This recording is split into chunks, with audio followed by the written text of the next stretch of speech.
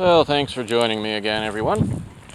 Today I thought I'd take a moment to show one of the reasons why video production has been so slow lately. I've been working on this new building here. This thing is at a good point in the construction where I can show pretty much all of the layers of it. Deal was, we needed a shed to store a bunch of stuff, and it had to be kind of climate controlled. It had to at least be able to keep the humidity out of this stuff. So we decided to make it a little bigger than necessary for that, to be efficient with the construction labor and the materials, and make it large enough and nice enough to be the temporary YouTube office. So here shall be the new editing corner. I'll move my corner desk setup to here, so I put in these nice big south-facing windows, which were actually sliding doors. And it's basically standard pole barn sort of construction with a few improvements. In order to climate control this, I thought the most efficient way to reach that was with this 1/2-inch foam,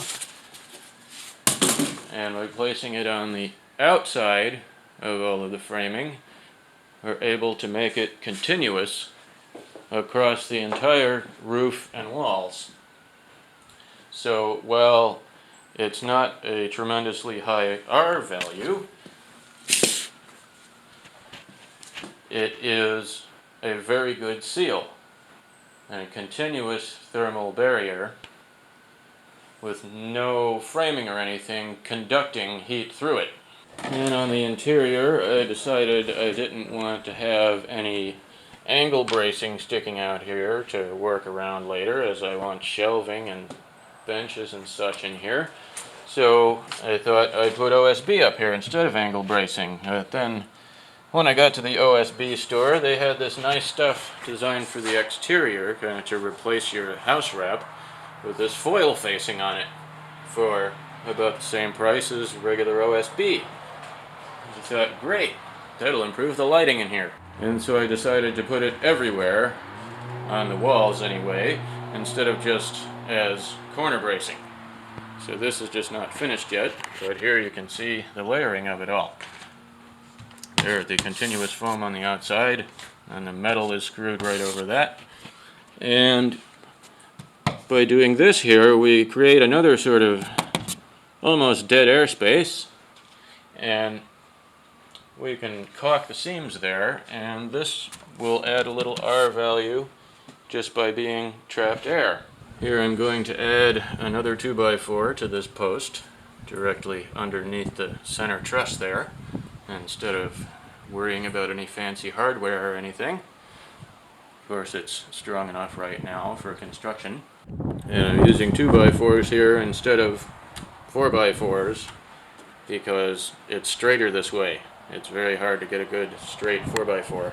And there are the layers of the exterior. The foam, the metal, and this plastic deck flashing. And for the roof structure there, you can see I decided to screw two 2x4s together for each purlin type thing, into that L configuration to have good rigidity in both directions and provide a good 5-inch wide surface for the foam to rest on there, because it has to take the load of the roof and people walking on it and the snow and whatever without compressing that foam there.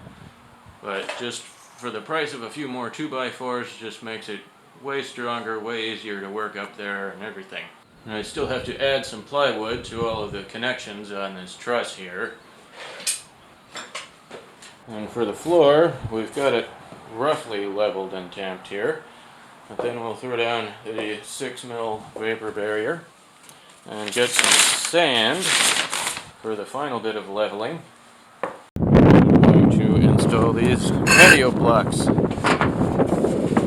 as a nice cheap floor. There's the nicest side of the building that's completed so far.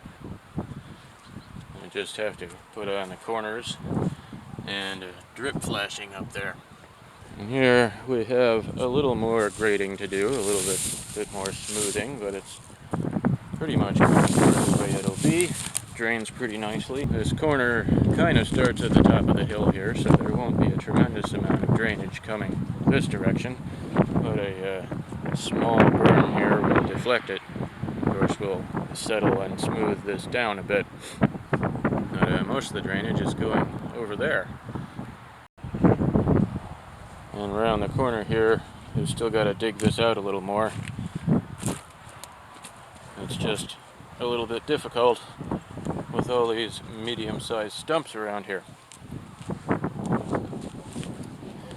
We've done all the digging with the handy-dandy little Yanmar.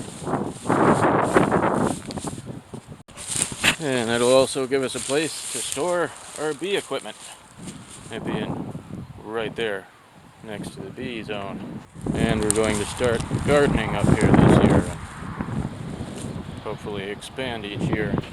Today, I'm getting some power into this building so I can quit running extension cords, getting them out and putting them away every day.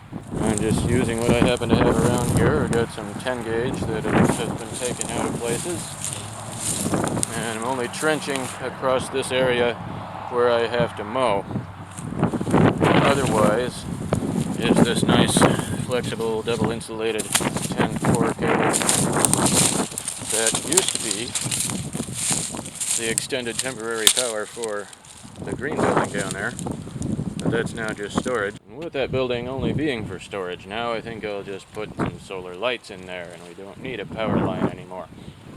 So we'll put this salvage 10 gauge into a 1-inch PVC conduit, like that one, the whole way here, and come up into this nice little panel that I removed from a house, which will be far overboard for this building. So for now, we'll draw power from the house, but as soon as we can afford it, we've got this roof facing perfectly south to give it its own solar power, and eventually have a surplus for this building and use that power line to send some back to the house. And also, now we're going to move this wind turbine to this building. Since it's so much closer, there will be less loss, and this hasn't been contributing to the whole house system anyway. I've just been using it to maintain car batteries and such, because this one's charge controller only does 12 or 24 volts, whereas the house is now on a 48 volt system. So we'll put a 24 volt system in here with some of the equipment we have left over, and we'll buy some new panels. And being here with absolutely no shade, we've decided to make it bright white to reflect the heat in the summer, but it will be a great place to collect solar energy. And not only electrically, but I believe we'll experiment with some solar heating here. There's plenty of area to place collectors. Gray Cat likes this building.